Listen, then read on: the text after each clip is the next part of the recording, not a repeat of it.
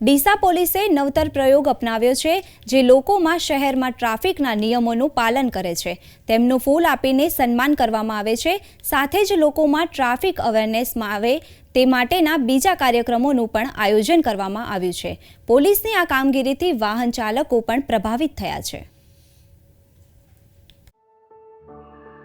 ભારતમાં દરરોજ 3200 લોકો માર્ગ અકસ્માતમાં મોતને ભેટી રહ્યા છે અને તેમાં મોટા ભાગના 5 વર્ષથી 29 વર્ષની વયના હોય છે।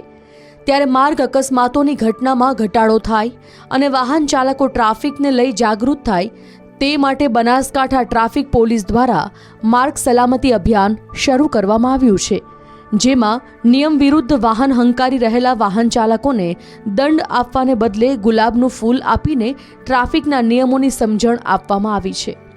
2 વ્હીલર વાહન ચાલકોને હેલ્મેટ પહેરવા અને કાર ચાલકોને સીટ બેલ્ટ પહેરવાની સૂચના આપવામાં આવી છે।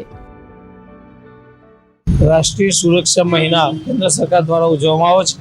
એ અનુસંધાને ડીસા શહેર ટ્રાફિક પોલીસ દ્વારા ટ્રાફિકનું નિયમ પાલન કરતા ચાલકોને ફૂલ આપી આવકારવામાં આવે છે અને સીટ બેલ્ટ બોલતા હોય તેમને બી આવકારવામાં આવે છે અને ટ્રાફિકના નિયમો જણાવી પેમ્પલેટ આપી ટ્રાફિકના નિયમો પાલન કરી પોતાના જાનનું રક્ષણ કરે, પોતાનું જાન બચાવવા માટે ટ્રાફિકના નિયમોનું પાલન કરે એ તમામનો અપીલ કરવામાં આવેલ છે ડીસા શહેર પોલીસ દ્વારા।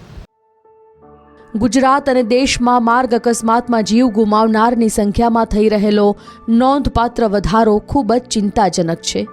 ત્યારે દેશમાં માર્ગ અકસ્માતની ઘટના સર્જાતી મોતની સંખ્યામાં ઘટાડો કરવા માટે કરવામાં આવી રહેલો આ પ્રયાસ ખૂબ જ સરાહનીય છે।